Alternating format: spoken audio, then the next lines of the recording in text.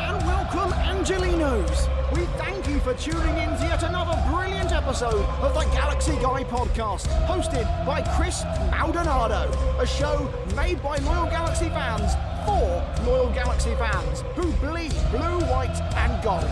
So join us as we talk about the ins and outs, as well as the ups and downs of your favorite team, the one and only, the Los Angeles Galaxy. Bienvenidos, Angelinos. Welcome back, Galaxy fans, to the Galaxy Guy podcast. Como siempre, I'm your host, Chris Maldonado, and we are coming to you with a very special show today. A slight switch in pace. As you all know, usually our shows cover individual post-game breakdowns and analysis, but seeing as the LA Galaxy has now played 10 games this season, and that's just about 1/3 of the way through the 2021 season, well, we thought it was a great idea to have a 1/3 of the way season review show. And this show, we will be talking about everything that has led the LA Galaxy to this point, the coaching, transfers, the stats, what we've learned, and just how does the LA Galaxy measure up so far?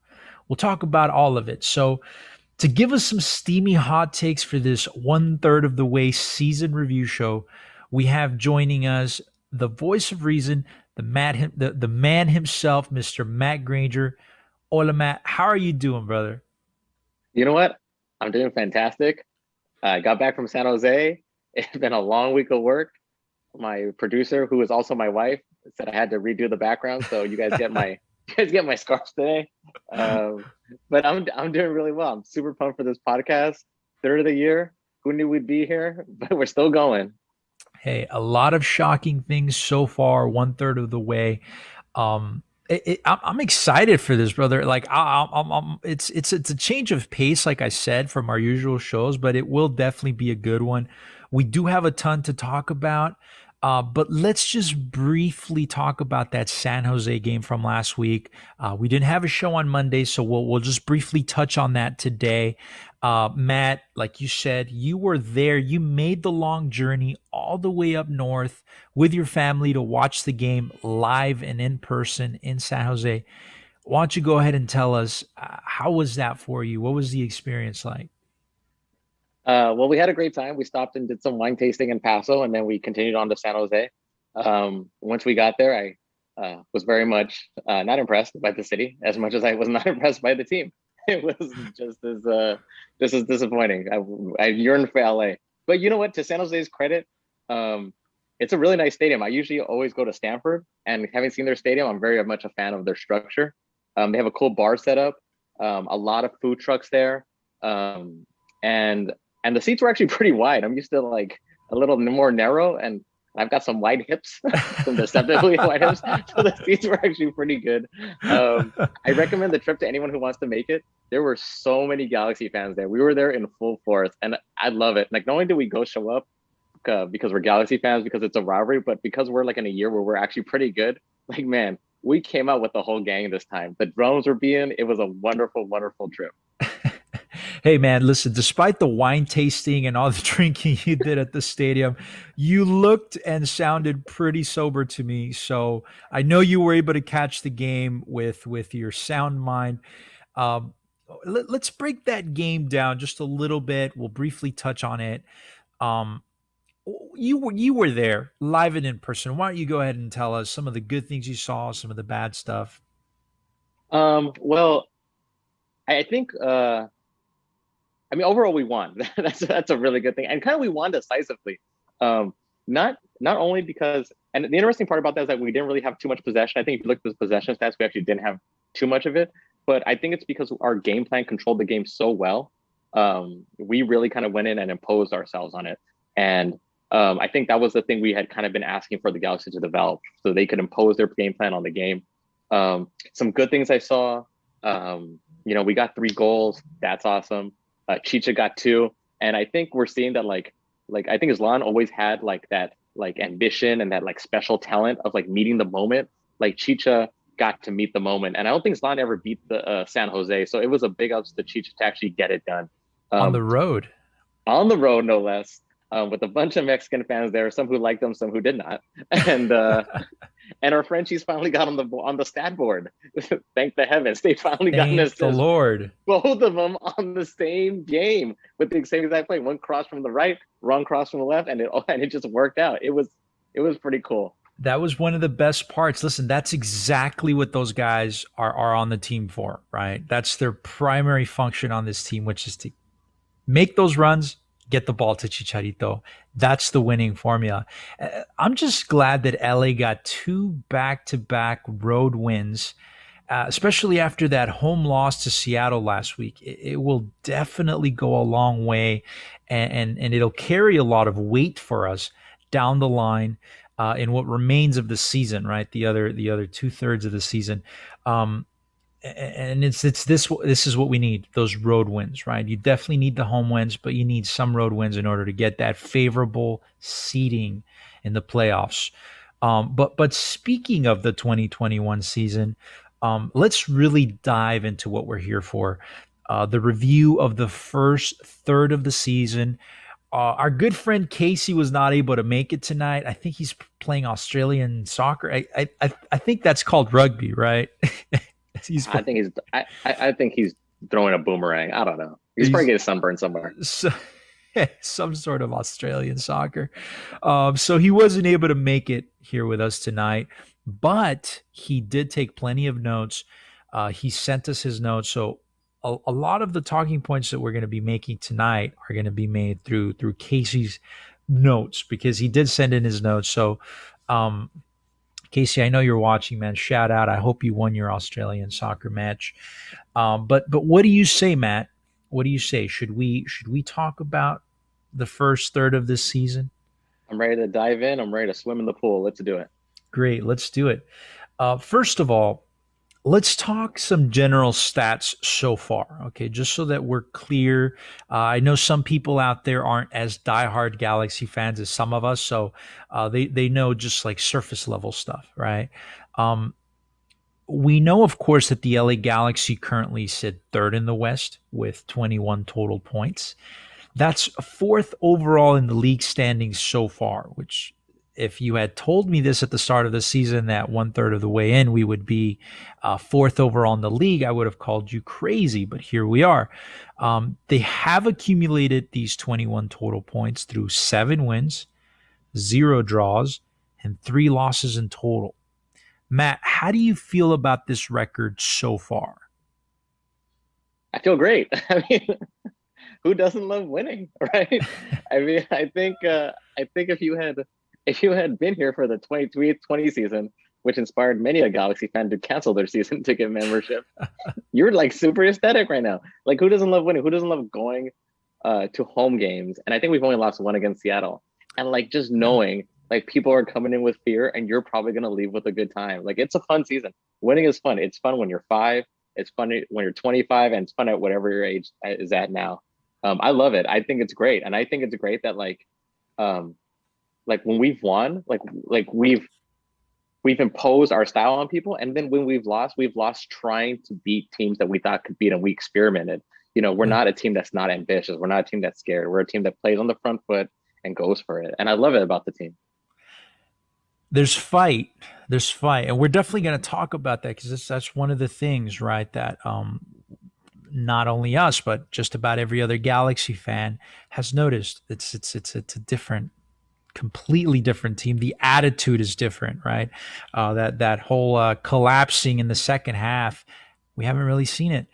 So something really interesting so far, Matt, it's and I'm going to go ahead and just pretend 2020 never happened, because as we know, 2020 was just such a weird and unusual season.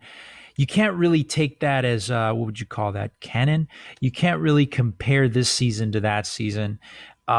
Just so many different things. That season was so weird. So we'll go ahead and compare it to the last regular normal season we had, which was 2019. Yeah, it's like the Too Fast, Too Furious of the franchise. It's not actually in the series anymore.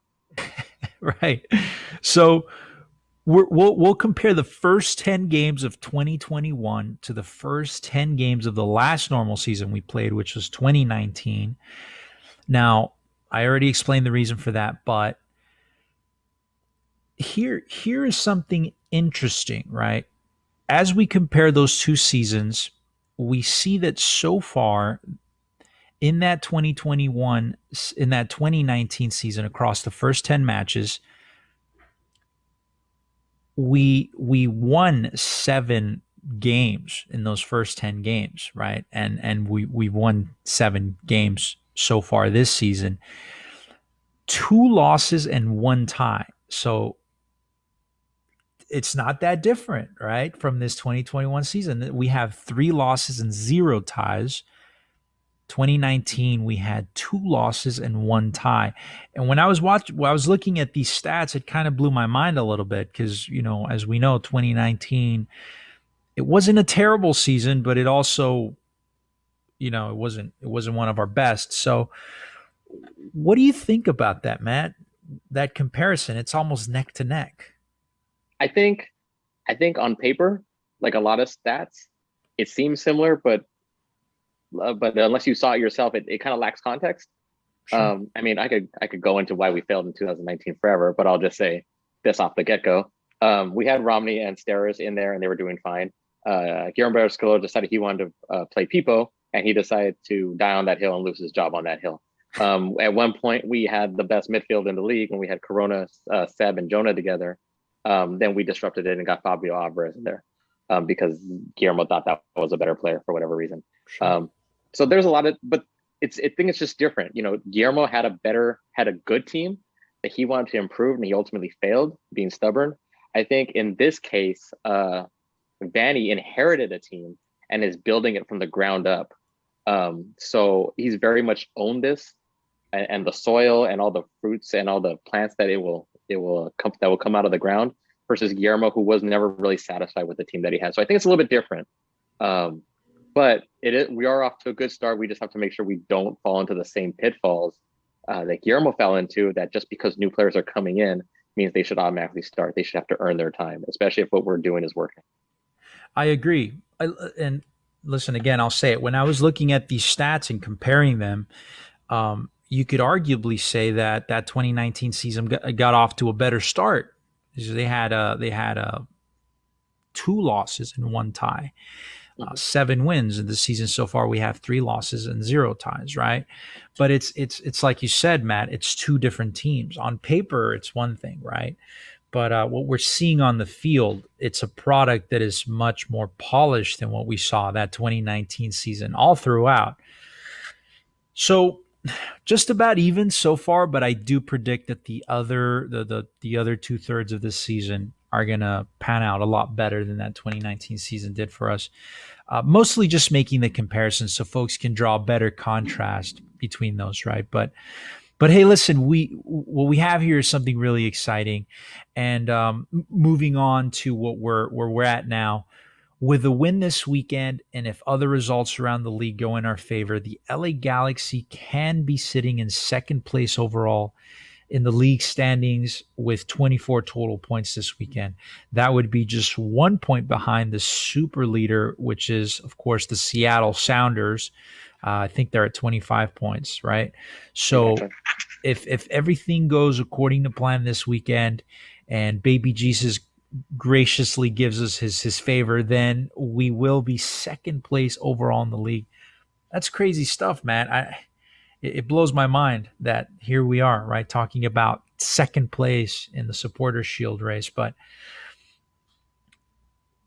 are there any other general stats that we should cover? I think that's pretty good, right?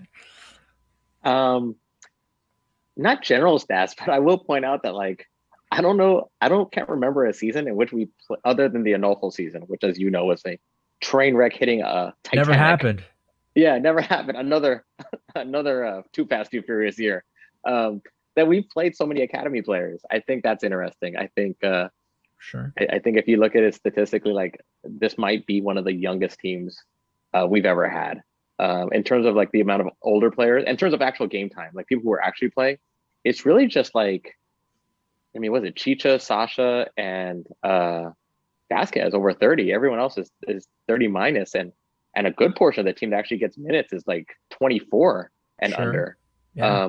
I think that speaks a lot to the eye that Greg has on the future. So that's something I wanted to point out. And you have some teenagers in there too getting some substantial minutes, right?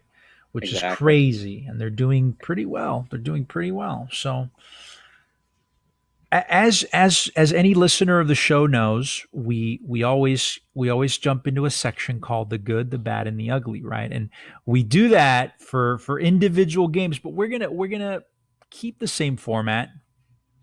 We're adapting it to this 1/3 of the season review show. We're going to talk about the good so far across 10 games. We're going to talk about the bad, and we're going to talk about the ugly so far in this 1/3. So, starting off with the good, right, Matt? Let's talk about the good stuff we've seen out of the LA Galaxy so far in this 2021 campaign. Um, and there really is a lot of good stuff to talk about so far this season. Definitely a lot more than in many of the previous seasons in the past 5 years, without a doubt. So Matt, we'll start with you, brother. Let's start with you. 2021. What are some of the best things that you'd say you've seen out of this LA Galaxy so far? Okay. I just want to apologize for two things. I'm sorry to the people who view this. If I check my notes, it was 10 games. It's not as easy to do 10 games and notes for it as it is to do one game. And then two, keep in mind, this is like cumulative over the course of 10 games. This is not where the player is at now. This is the body of work that they've had over 10 games. So while maybe people will disagree, they're like, oh, he's gotten better, he's good now. Like we're looking at like every game this guy has played since he showed up on the field. Yeah. But in terms of the good, I guess I would say like the best good I can say is like we're winning in like all the right ways, right? Like we're winning, and early on too, like we're winning with depth and with youth. I think when we started the season, most people, whether it be fans or players or coaches or media, like they would all agree that like we knew from the get-go, like we were not in any capacity going to have a full team like before summer. And whether that was because we were filling international spots or because of like COVID and like travel restrictions, like we were just not going to have a full team by summer. So it really became like, and it's pretty hard for Greg on his first year, to his credit. Like it became a matter of like, let's just survive till July, right? We have to survive as many games as we can without like pitting ourselves so deep in a hole that we could no longer be competitive, which was a very real possibility if you think about it. And if you look at the people that have started this year, Alvarez, Dunbar, Zubac, Saldana, Dupuis, Harvey, like if I told you at the beginning of the season that we were going to play all those people and they were going to get real minutes, they were going to get starts, and we were going to win games sufficiently on the backs of those players, like you would have looked at me like I was crazy, right? Because I mean, I still look at you that way anyway. Right? That didn't make sense. We're living in a simulation. Like Efra, everyone was down on. Dunbar was like an unknown quantity, never like really played more than 10 minutes. Zubac was everyone's like favorite like meme. Saldana, no one had seen. Dupuis was fourth string, even behind Dupuis. And then like Harvey, like same thing, like just like rough edges, right? Just like kitchen, but like without like talent, I guess, is what people kind of like perceived him as. But like big picture stuff, like the fact that we've been able to get wins with them and we've been able to like actually donate minutes with them, especially with the 5 substitution rule, is like we've built depth, we've built experience, and like even more importantly than those last two, like we've gotten these players like on film, right? Yeah. Because inevitably at the end of every game, like you're going to watch film, you're going to break it down, you're going to go with your coach, and he's going to tell you what you need to work on, where you can be better, what mistakes you made, and like what mistakes you won't make next time, right?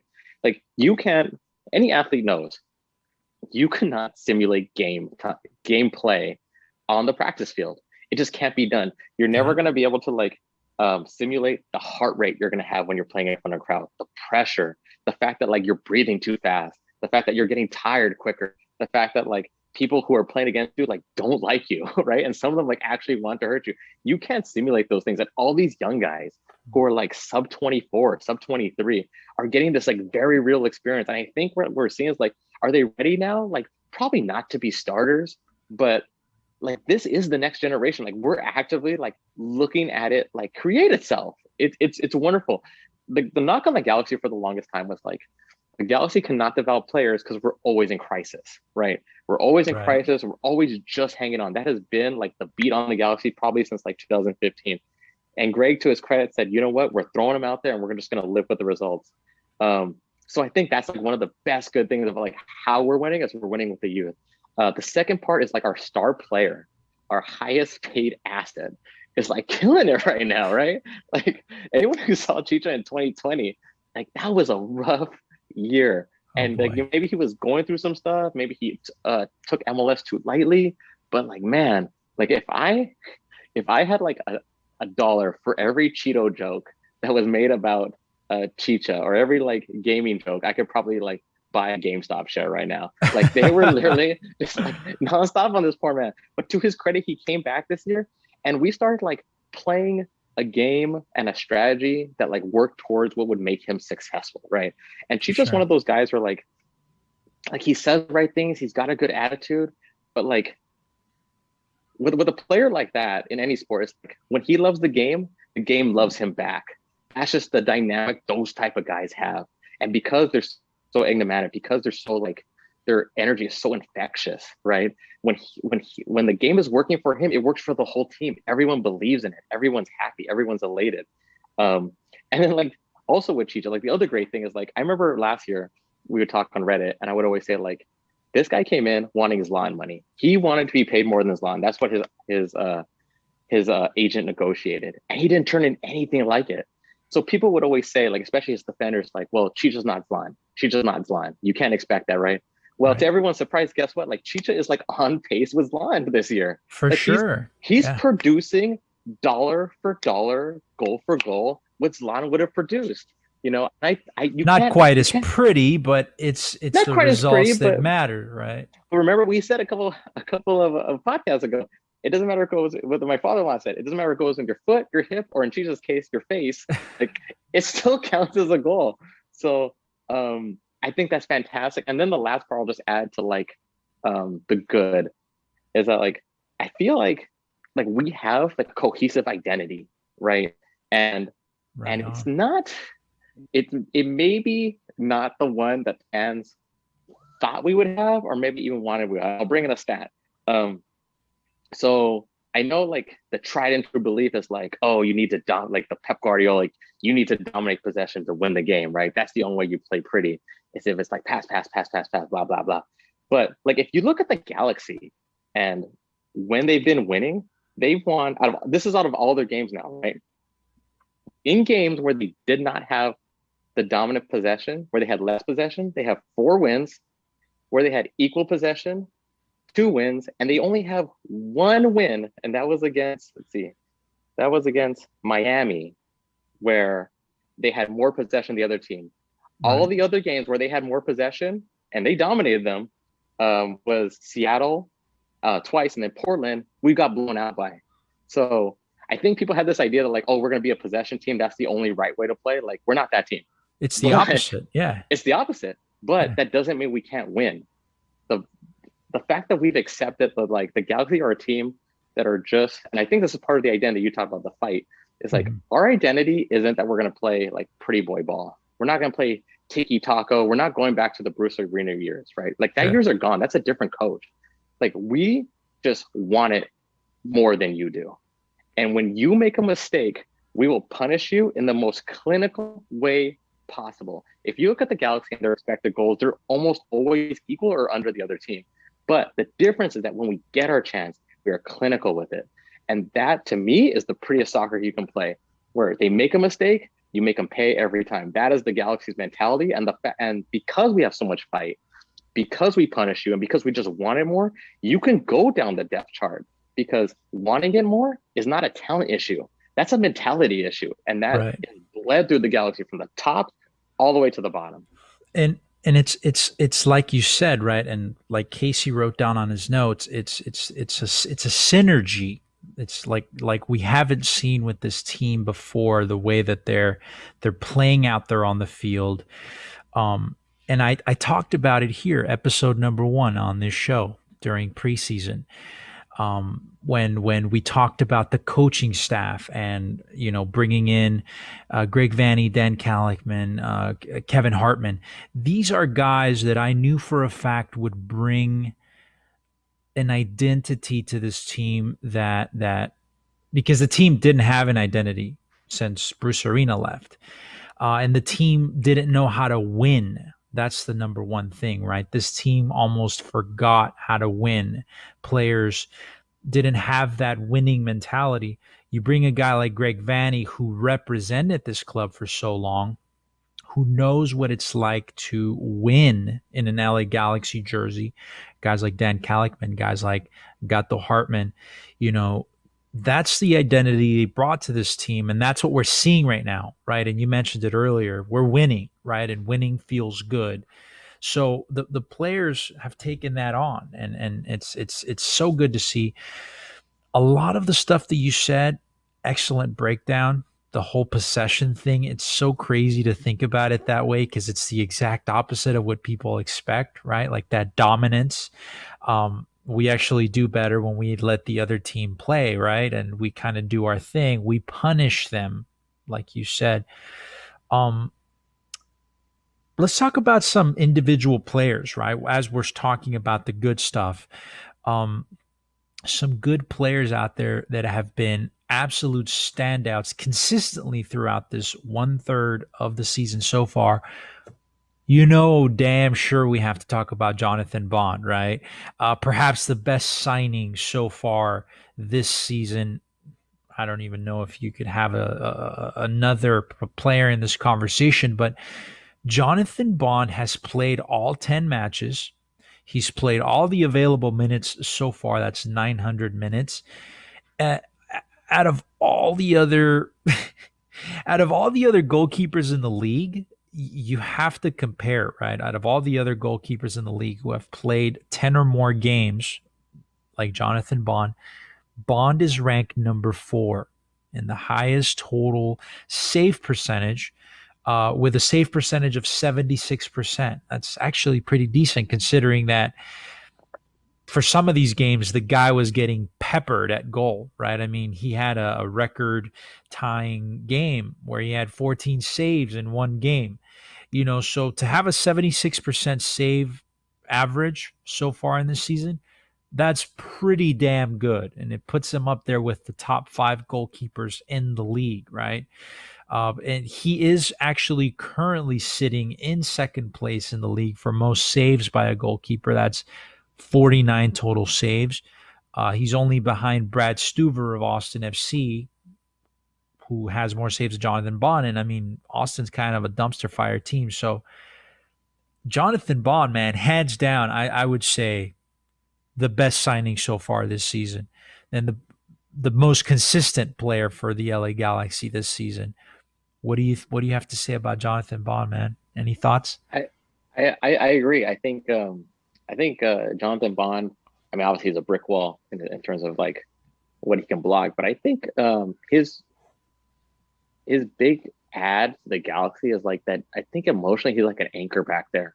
I think when we had Bingham, everyone was so worried about his mentality, right? I think anyone who had seen him play against San Jose live, you could just see that guy was fragile, Yeah. I think with Jonathan Bond, you don't worry about that stuff.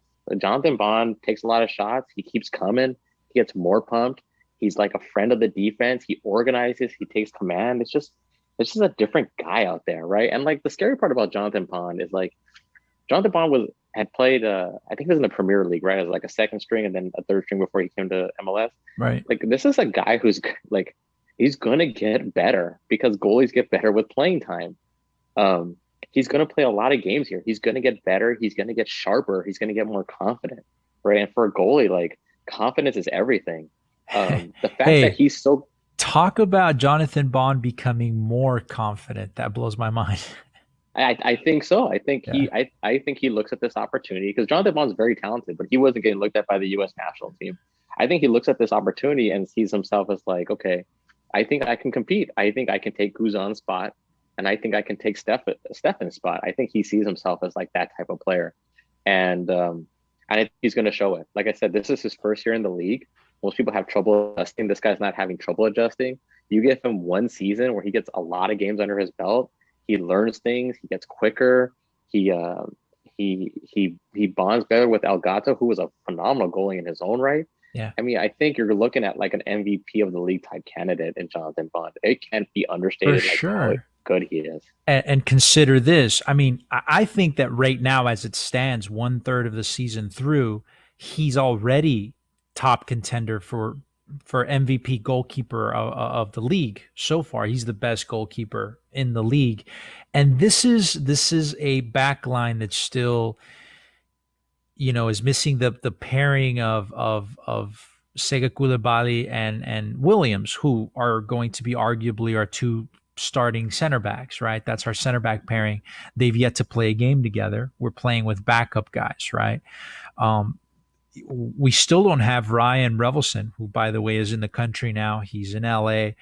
To have that dedicated center defensive midfielder and to have your two starting center backs with a little more chemistry and time under their belt together, that's going to just make Jonathan Bond seem a million times better, right? Because his goal won't be getting peppered as much. He'll have more clean sheets. He'll be making the saves that do, the balls that do get through. So I don't know, man. I think he's definitely going to make the All-Star team. He's going to definitely be in the conversation for goalkeeper of the year at the end of the season. Just such a good signing overall.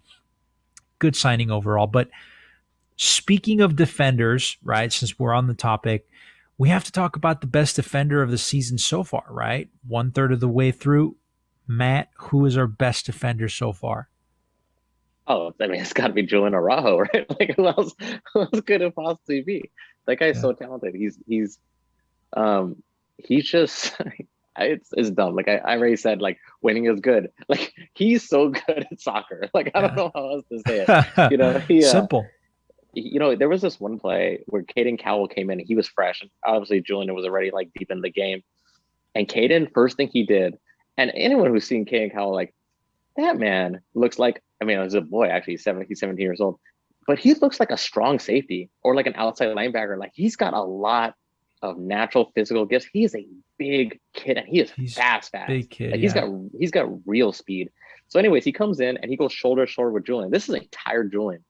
Julian popped him once. Caden Cowell switched sides. Like, that's the type of player Julian Araujo is. He's like, I think he's like 5'9", 5'10", but he's just a strong kid. He's got a great attitude. He's ambitious with the ball. I mean, he's like done his little flick and pop around on like 2 or 3 people this year. I mean, for him to be that good as a right back, I mean, the only person I even know in the league who's that type of player, who's fast, who's physical, who has that kind of like dribbling ability is like Hakimi, right? Who plays for Inter and will probably play for PSG. So like, he's just way too good for the league. I can, at this point, like, I can only wish him the best. I hope he stays for the rest of the season. He probably won't, but I hope he does, because he's taken on other people's DPs where there was the guy from Austin FC. He's like, manhandled big men. He's manhandled grown men. He eats them up. He's too good for the league. He's too good for the DPs who play here. And like, it's not even just his skill set that's improved. It's his like mentality, right? Like, Julian was like, in his first 2 years with the Galaxy playing the senior team, like, he was reckless. He was reckless with the ball. He was reckless with tackles. He was reckless with his like emotions.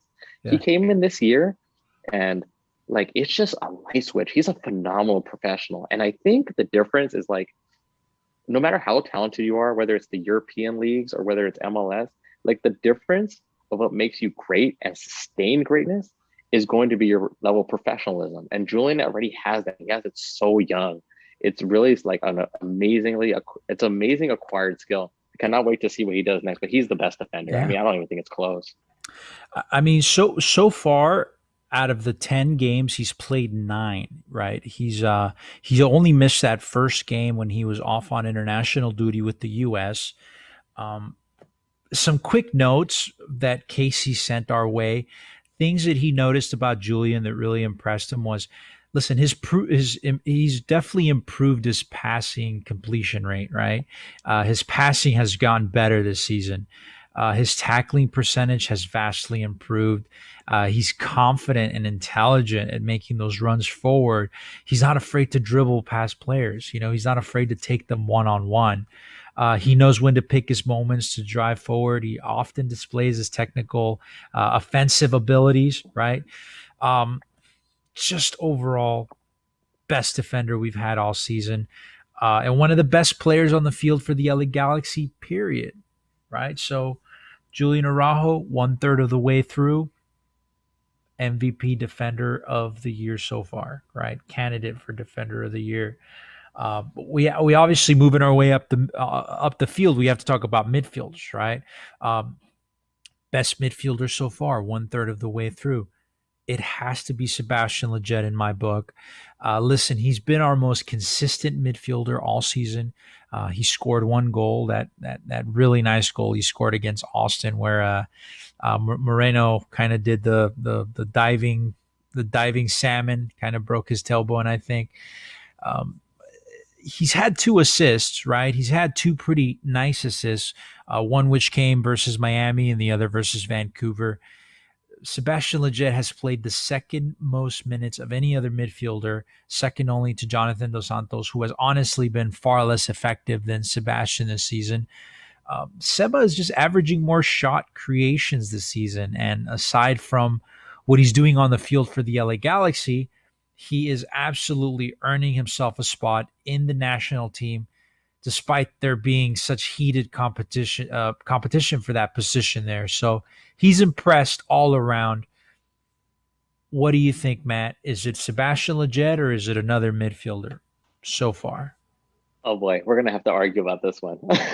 I'm not gonna go with Sebastian Lletget because he's in my bad with someone else. I know, but only because of I more from him. I'll get to that later. But I guess my best midfielder, and this is that I think the midfield needs to improve a lot, is probably the combination of like Vasquez and Sasha. I think, and just because of what they add to the team versus what was expected of them, I think there was a lot of speculation about Vasquez. There was even more about Sasha, but given the injuries to João Dos Santos, like they have really stepped up in not only playing the minutes, but playing them effectively. I think, especially in Sasha's case, he's shown a dedication to being mobile. And a person at his age, like you almost have to like, I mean, I'm sure you know you're 30 plus. You kind of have to walk on eggshells the way you move out there sometimes. Definitely, yeah. But he's playing with like a little bit of a reckless abandon with his body. He's hopping side to side. His horizontal movement's good. He's running the field. He's going in for balls. Like him and Vasquez are completely committed for this team to win, and they are just willing, within their own capacity, what their bodies will allow them to do, to lay it all out there. And I cannot like knock a guy for that, even if he's limited. The fact that they are like going all in for the Galaxy, like I love it. Yeah. And then like anytime you see them play together, it's like watching like it's like 2 PhDs of like the midfield, like passing to each other. Like they could kill a game all by themselves. It's beautiful, and you only get that. Like Sasha, I think at one point, or maybe he holds the record for most assists in a season. Vasquez is obviously no slump, but like in terms of his international career, it's a wonderful thing. Like if you ever want to learn how to play the midfield, just watch those 2 pass to each other. Yeah. So I think because what they've added under duress from injuries, from suspensions, and what they've been able to give and how much they've given, those will be my 2 best midfielders. And like I said, it's probably not the most statistically effective pick I could have made, but I don't know. I'll have a soft spot for those guys. If you're talking about the effectiveness, because they've had limited minutes, right? They haven't had nearly as many minutes as Jonathan or Sebastian, but with the limited minutes that those 2 have had, they've impressed, and I will agree with you on that. Victor Vasquez is the better midfielder in the bunch. It's just that obviously at his age and given that he was injured for a bit there, I can't exactly say it's been super consistent just based off of that, but I can't disagree with that. And I do agree. Sasha and Victor Vasquez are masters in that midfield, right? They put on a master class sometimes. So, all right. Midfield out of the way. We obviously have to move up. And we have to talk about the attackers, right? And when we talk about the attacker for this team, we have to talk about Javier Chicharito Hernandez. And we here at the Galaxy Guy podcast actually posted a metric of success for Chicharito, a bar, if you will. We set a bar for him before the start of the season. We essentially averaged out of the last 5 seasons, I believe we took the last 5 seasons, we took the top 10 goal scorers in every season, and we averaged out the amount of goals that those 10 averaged in that season. And it amounted to the number of 16 goals, right? That's the magic number that we set for Chicharito this season. A number that we considered would be success, right? If he scored anything above 16 goals, it would be a successful season. And you know what? He's 10 goals into that 16 goal mark. So he's on pace to really just blow that number out of the water. He's looking at maybe scoring at least another 10, possibly 15 goals if he stays on pace. So far, 1/3 of the way through, Matt, would you consider Javier Chicharito Hernandez a success? Oh yeah, like I think you have to. Isn't he like leading the Golden Boot race? Like Yeah. he's 10 goals in 10 games. He's leading the Golden Boot race. He looks healthy. He plays a lot of minutes. Plays a lot of minutes for the guy of his age and for as much as he runs. He is third out of all the Galaxy players. He's third with the most minutes this season, just behind Jorge Yeah. Villafaña and Jonathan Bond. Yeah, I mean, and Jonathan Bond's not coming out, so um, but no, he's done really, really well. And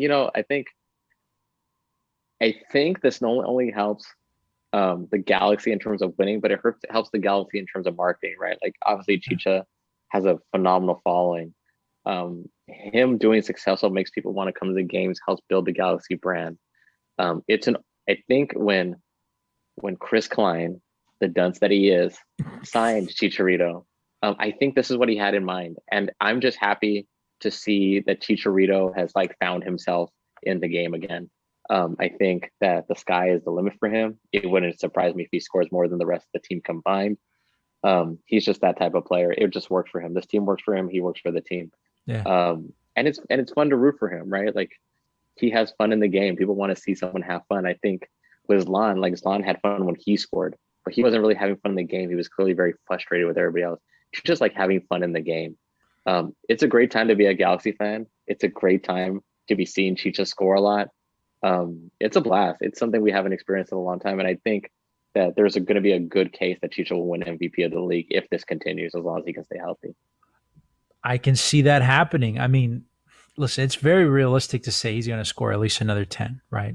At least absolutely. another 10. He has, absolutely. There's, I mean, it's 2/3 of the season left, right? He's already scored 10.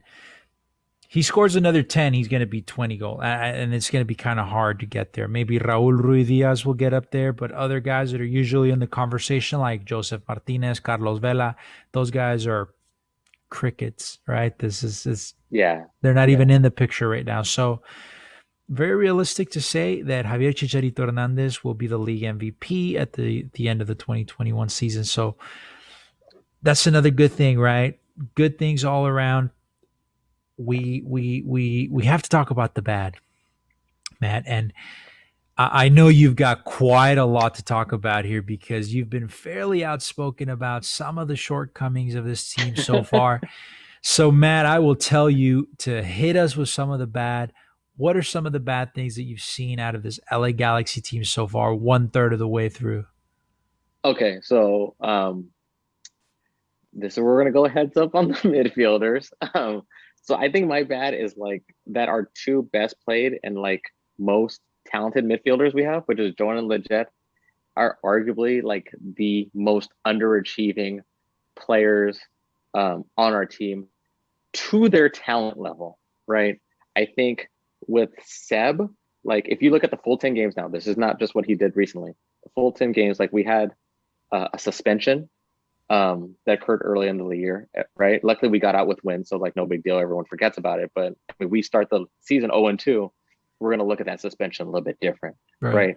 I think if you compare Seb, the national team player, with Seb, the club player, I mean, they're like not even close, right? And this is that like Seb isn't particularly bad with the club, but he is not the national team player, right?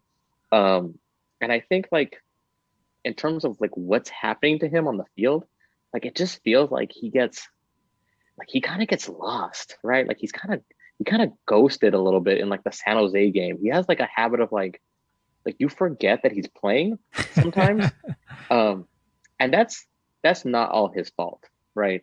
Yeah. And I'll roll it right into my next one. Jonah is the other one, right? Like Jonah with his injuries. I think someone actually brought up the stat on the Discord, and credit to the Discord because they're always looking up stats and looking for reasons to trash talk people. Shout out to the Galaxy Family Discord, one of the best Galaxy communities online. Matt, myself, Casey, we're all on there. Shout out to those guys. Link in the description to that server. But go ahead, Matt. But Jonah, I guess at one point had like actually played like just as many games as Gio, right? Like his injuries are just like, man, like what an albatross to have. And then like it's not even just he's injured, it's that even when he comes back, like if you had seen him earlier in his career, like he's like a shell of himself at this point. You know, his lateral movement is really like super, super suspect. And like Jonah's always been the type of guy who like does a lot of tackles, but he leaves his feet a lot. And if you're like a fan of defense and like a fan of like Paolo Maldini, like he'll tell you like if you've left your feet, it's because you've made a mistake. You should never get to that point, you know? Right. I feel like Jonah a lot of times is playing like very much desperation, and like sometimes he gets away with it and it's great, and sometimes it doesn't. And the doesn't is becoming a little bit more frequent. And even when he plays and he's playing like okay, like you can visibly see that because he's injured so frequently, he's playing the rust off of himself.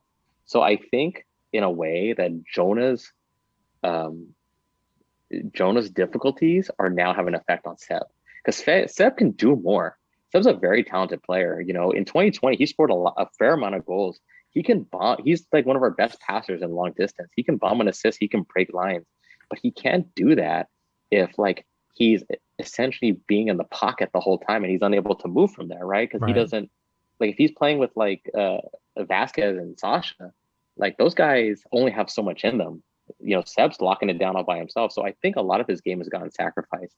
So I guess my bad is like maybe just those two combined. And like I said, Seb is more of a consequence of the issue, but like we have to find a way when you have a DP and a person who's getting paid $1 million on TAM, like you have to find a way to bring out the best in those two guys. And we just like haven't, you know, will we? Like, I don't know, maybe the injuries will just become so much that we won't, that there's no solution. Yeah. But in my opinion, like that's definitely a bad, and the day that thing turns over for us is the day we become a championship team. Yeah, and listen, to your credit, to your point, I do agree. Seb does tend to kind of fade out in some games, and I do think that that's mostly part due because he's playing a center midfield position, which I've never thought that's his strength. He's definitely more of an up the field type of guy, either in that center attacking midfield position or further out in the wings. So yeah, I can see that. He does tend to fade some games, and you wonder, hey, this is he even playing? You know, we've seen him get subbed out plenty during this season, right? So I agree with that. Jonathan Dos Santos is a completely different story. There's no getting better for him, right? Because he's on the wrong side of 30. The injuries just seem to keep getting worse, and we've talked about it so many times on this show before. It's not going to get better right at this point. And at $2 million per season, taking up that designated player contract, 1/3 of the way through the season, I feel like that's hurt us a lot more than it has benefited the team. So we have 2/3 of the season to go. I think Sebastian Lletget can turn it around and be the best midfielder on this team, because you got to remember we've got Ryan Revelson coming into the lineup. He's going to take up that deep midfield position, which is going to allow Sebastian to push up further into the midfield, right? More into the attack. So I can see that as very bad. Yeah. So far with Jonathan. Yeah. That's definitely the hope. That's definitely the hope. A couple other bad things that I've noticed, Matt, myself so far this season is, listen, there's an inability of this team so far. They haven't proved it that they can beat tough Western Conference opponents, right? We haven't gone through that hurdle yet. Seattle, we lost to them twice. Portland, we lost to them. We have Sporting Kansas City coming up this weekend. That's one of our toughest Western Conference rivals. Will we prove that we can step up to the plate and beat those tough Western Conference rivals? It's yet to be seen, right? So we have 2/3 of the way to go. Starting this weekend, we have to show that we can do that because we haven't so far. Aside from that, I do feel like we are wasting roster money on guys like Pipo Gonzalez, who's making nearly $1 million this season, and the guy has yet to feature one single time for the LA Galaxy this season. That's another bad thing so far, right? So just things that don't sit well with me so far. But that's the number one thing, the fact that we haven't been able to beat tough Western Conference opponents so far. Any other bad takes on your end, Matt? No, I think it's a big. I don't really hold us not beating Seattle, as big. I mean, the people who haven't beat Seattle is a long list, right? So like, yeah. I don't really put that too much against us. Portland was a turf game. It is what it is. I actually think that's that Sporting KC is probably our first big test. Obviously, there's little asterisks next to there. They don't have Alan Pulido. We won't have Jonah or Alvarez because they're leaving for friendlies.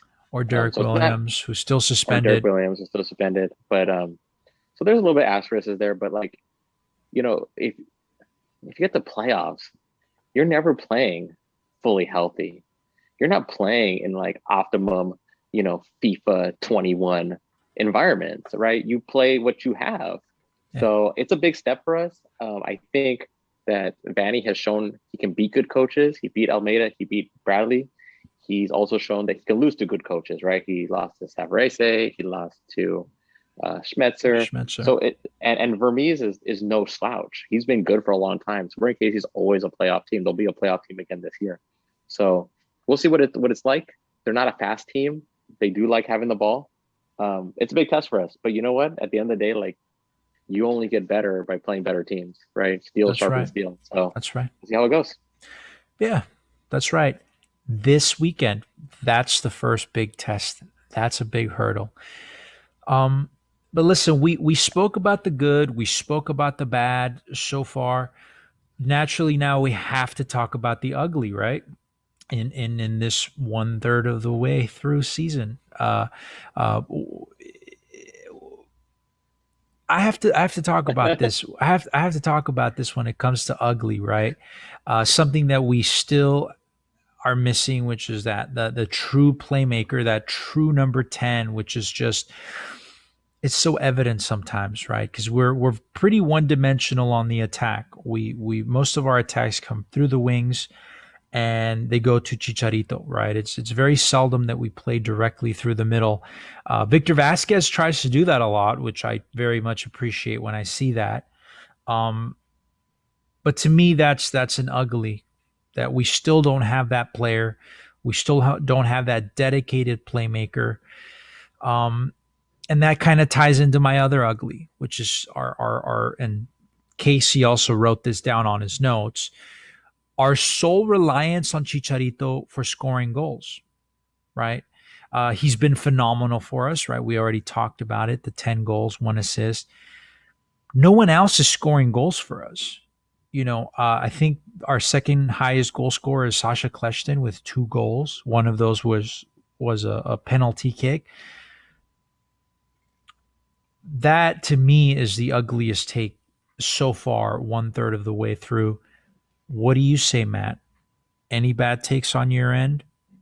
You know what? I agree. And I'm going to go ahead and segue into my take by throwing the ugly at the 2 people who are getting paid that are supposed to be scoring goals, which is going to be Grandsir and Cabral.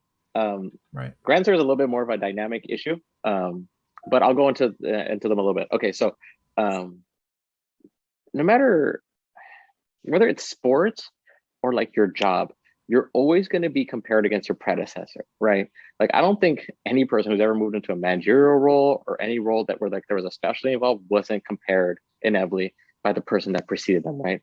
Because you're probably getting paid the same, if not more, right? So, you know, Cabral has played 6 games. He started 5. Grandsir has played 10. He started 8. Okay. That's 13 games started, and 15 total games played. Between the two of them, they have 2 assists. Like, that's coming from the last game. And I get it. You know, like I said in the beginning, this is not where they're at now. This is cumulative. That is not good enough. Like, that's not good enough for a high TAM player and like a DP player. Because you have to think about, like, when you construct a team, right? Like, how much of the resources are you taking up with your slot, right? So like in Grandsir's, he's TAM, he's an international player. In terms of Cabral, he's TAM. I mean, no, sorry, he's a DP and he's an international player. Like, he's literally taken up the biggest majority of resources you can take up on the team, and combined in like 15 games, 2 assists. Just to give you an idea of like what we used to get for that kind of money. Like, just don't, like, I get people don't want to compare to Chicha to Zlatan, right? But we've obviously seen like Chicha in a different circumstance can produce like Zlatan can. Let's just go back to Pavone, right? Pavone and Cabral are not as dissimilar as people think they are, right? Pavone, when he came in 2019, I think was 23 years old, right? What's Cabral, like 21, 22? 22, 21, yeah. 21, 22, right? Okay. Pavone, in his first 3 games, had 1 goal and 2 assists in his first 3 games. In his first 5 games, he already had 2 goals, 2 assists. And by the end of 11 games, which would have been the duration of the rest of the season, 3 goals, 6 assists. Okay. This one man by himself, not only, like, outplayed the Frenchies, like, on a multiplier, right? Yeah. Like, you cannot tell me that, like, and I get it. Like, everyone wants to love their DPs. You want to love a guy who has potential, right? But like, you have to put the numbers on the sheet. Like, that is ultimately what you're getting paid for. Yeah. You know? And at the end of the day, like, they're not. And I think the thing, and people are so quick to make like excuses for Cabral. Sorry, I'm gonna go on a long rant on this one. you are so quick to make excuses by Cabral. Okay, right? Like, oh, he's young, right? Okay, Pavone was just as young as him, right? And the idea is like, oh, Cabral is young, so like he doesn't have that right mentality yet. If anyone had the mentality where he should have been too cocky to play defense, it was Pavone. Pavone was already playing for one of the biggest teams in the world in Boca Juniors. Pavone was already playing on the Argentine World Cup team. This man started on the wing in the most important game against France in the World Cup that Argentina was going to have that tournament. People thought that game would have been the championship. And sure enough, France won. They won the title, right? Like, that was the type of player he was. And when Pavone played, this is beyond the stats. This is just mental stuff. This is hard stuff. This is stuff from the inside. Yeah. Pavone ran more than everyone on the field.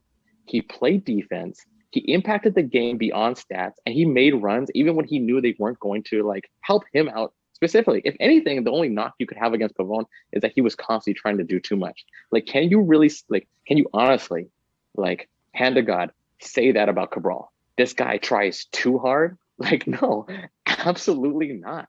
You know what I'm saying? And that's the difference. Like, you are never too young to try, right? Like, and people will also, the other crutch that people put on is like, oh, there's a language barrier, right? Like, last time I checked, there's no translation where you need to hustle. There's no translation where the ball's in the air, go for a header. There's no translation, throw your shoulder into it, throw your hip into it and play some defense, right? Those are things that don't require heavy translation. Those are effort things. Those are things in your heart. Those are things that come from your head. And those are things that Cabral needs to be humbled with, ultimately. By comparison, you look at a guy like Grandsir, right? Grandsir came into the league. And if you saw him early on, like, he was trying to do moves, and he was ball hogging the ball, and he was taking on defenders, and he was getting the ball taken from him. Like, this guy legit thought, like, oh, because FIFA rates me higher than the typical MLS defender, I should be able to just move my joystick and go right around him. And what did he find out, Chris? He found out he can't do it. The league is tougher than he thought it was. So what happened? Greg benches him against Seattle for Alvarez. Grandsir comes in the last 10 minutes. All of a sudden, he's a beast.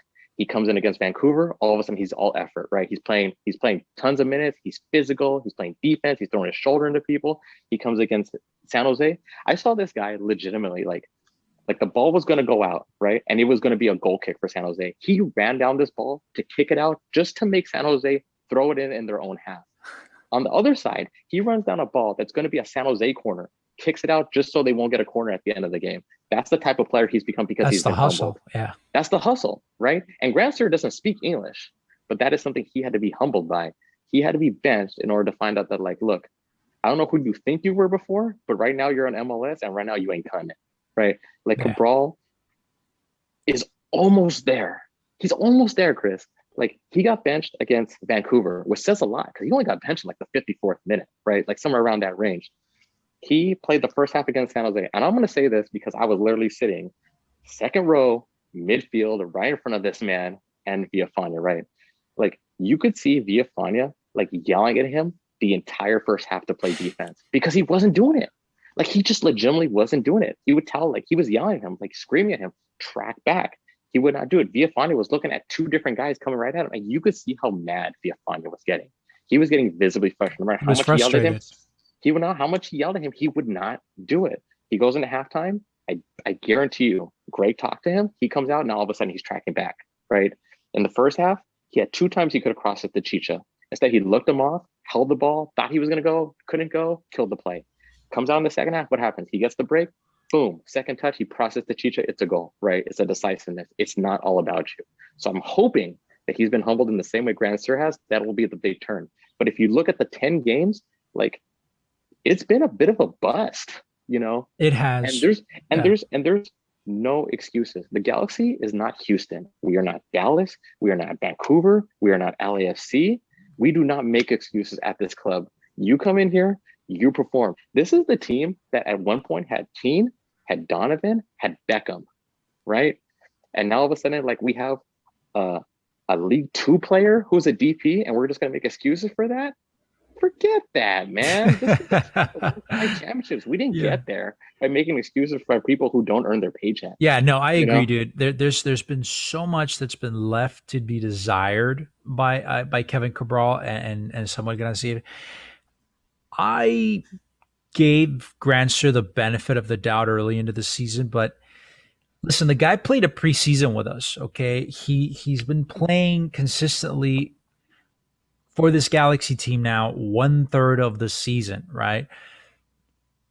And he has improved, but he still can't go full 90. He seems to get subbed out just about every game.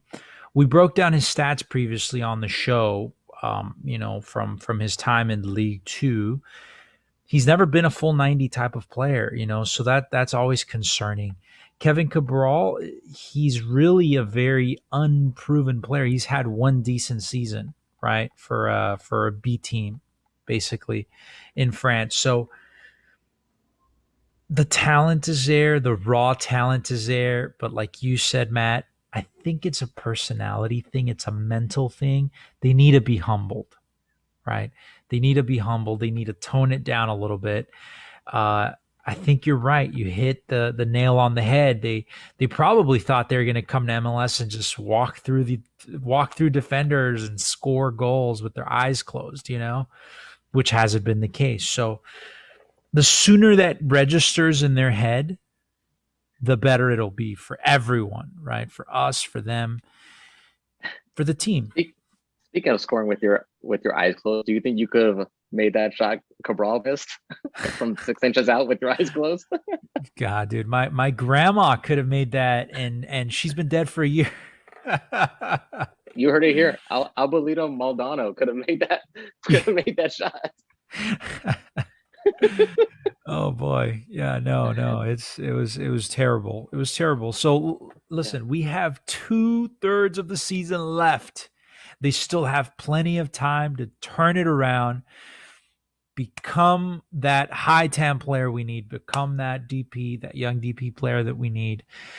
And hopefully when Ryan Revelson comes to the team, he's able to like curse them out in French and he's just like, get your act together, and it all just kind of ties together and everyone eats poutine and escargot and we just have a grand old time, right? So that's what we're looking at so far, Matt. That's where the team stands, 1/3 of the way through.